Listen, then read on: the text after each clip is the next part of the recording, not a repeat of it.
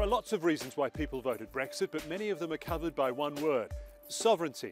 Brexiteers don't like to share it, from how many fish you can catch to who gets to live here and which court ultimately has the final say over British citizens.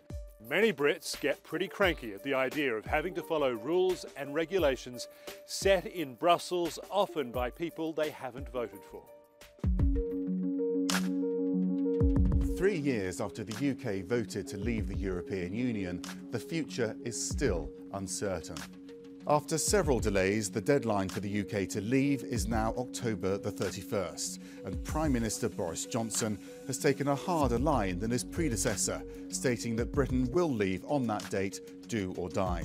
Johnson has said he intends to negotiate a new deal with the European Union, which removes the Northern Ireland backstop, at least in its current form, and that's the position of last resort to protect against a hard border. The backstop could mean that Britain retains a close relationship with the EU indefinitely. But time is running out, and so far the EU has refused to reopen the existing withdrawal agreement. At home, opposition parties have passed legislation designed to block a no-deal Brexit. So the ayes have it, the ayes have it. Unlock! When and how Brexit could happen is still unknown. Well, it's no secret that the EU regrets Brexit and views it as a historic mistake. If a country as large and as powerful as the UK wants to leave the club, a country which helped shape the single market and benefits immensely from security cooperation among many other things, what does that say about the state of the club itself? Nothing good. And so the EU's primary focus throughout the negotiations has been on damage control. The British pound has slumped since the UK voted to leave the EU, and it could fall even further in the event of a hard or no-deal Brexit. Now, that may be some good news for tourists hoping for a cheap trip to the UK and for some British businesses which are export-heavy.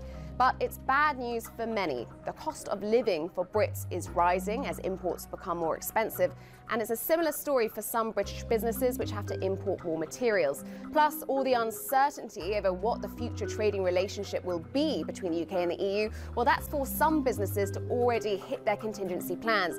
Big banks, for example, have already moved some operations from the UK to the EU.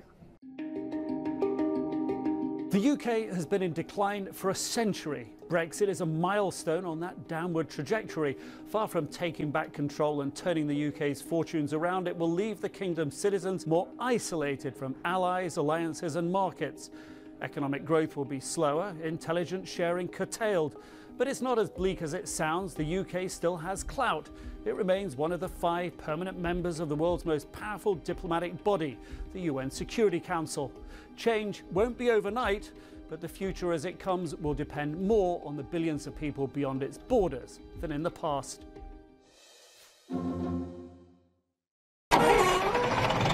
Rick Tellez runs a 750-acre family farm in western Pennsylvania with his father and uncle.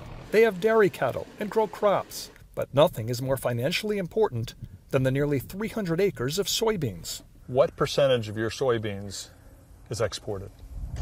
100% of my beans. 100%? Right.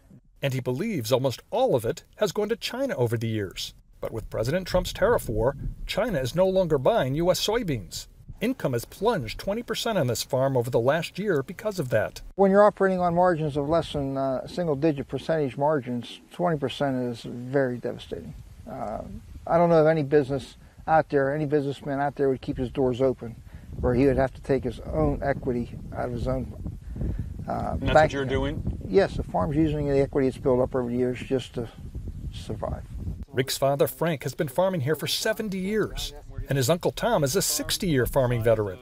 All 3 of them voted for Barack Obama twice for president. But 3 Novembers ago, they were among the many Pennsylvanians who helped decide a presidential election. Frank, who did you vote for president in 2016?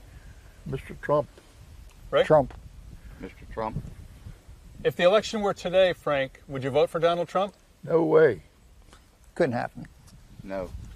An increasing number of farmers nationwide are frustrated with the president's trade war with China and how his tariff decisions have affected their lives. The Tellez family believes the financial crisis they are dealing with could easily have been avoided. Yes, I'm angry at him, sure. Do I hate him? No, I don't hate the guy, but yeah, I'm upset with what he does, what he did. The nation's farmers strongly supported Donald Trump for president in 2016. And as of yet, there is no indication of a massive farmer exodus away from Trump. But there's also no indication this crisis is coming to an end. And with more than 14 months to go until Election Day, there is plenty of time for farmers to get even angrier. And a lot of time for farmers to worry if China's population of nearly 1.4 billion people will ever be the customer it once was. No, we'll never get that full market back again, no. And why do you think that? They've just gotten too many new suppliers that will cater to them. Other countries. Exactly. And Gary Tuchman joins us now. Great piece, Gary. The question is, the Trump administration is giving billions of dollars of aid to the farmers affected by the trade war with China. Are the farmers you're talking to, are they grateful for that money? Many farmers, John, are very grateful for the taxpayer-funded aid, including the family we talked to today. For many farmers, it's a lifeline. But every farmer I've talked to for the story, whether they like Donald Trump, don't like Donald Trump, don't care about politics at all, would far rather make a lot more money selling their product to as large of a customer base as possible. I want to take you back to that Champions League glory and you lifting that trophy. How was it? Honestly, it was great. You know, it's a dream for everyone, the city, the player, to win a Champions League. So something great and something very big. Dream comes true, so yeah. Pep Guardiola says that winning the Champions League is like winning a casino. Bit of a fluke. You know, you need a bit of luck on your side. What do you make of those comments? I didn't know that he said that, but I think if you give him a choice to choose which one, he will choose the Champions League. That's very my opinion. I'm not talking about him, but my opinion. It's the biggest competition in football. So everyone wants to win it. Every coach, every player wants to win it, dream to win it. So of course the Premier League also is something big, but still the Champions League is the biggest competition. No major signings by Jurgen Klopp in the summer. Is that a problem? No, that shows that we have a good team. So we have a good player, good squad, and big number of players. So that's it. And your contract? What's my contract? Re-signing? Re-signed? I'm happy in Liverpool, and you know I'm happy in the city. I love the fans; they love me. I'm happy at the club, but it's too early to talk about it at the moment. So, if there had been a major signing as a sort of one-to-one for you, would that have wound you up more than made you happy in the summer? I'm happy now. I'm happy now, so it's too early to talk about anything else. Game against Chelsea, Wednesday in Istanbul. Nice to get some extra silverware in the cabinet? Yeah, I love that games, honestly. Big games and final game. So they want to win with the new coach, and we also want to win it.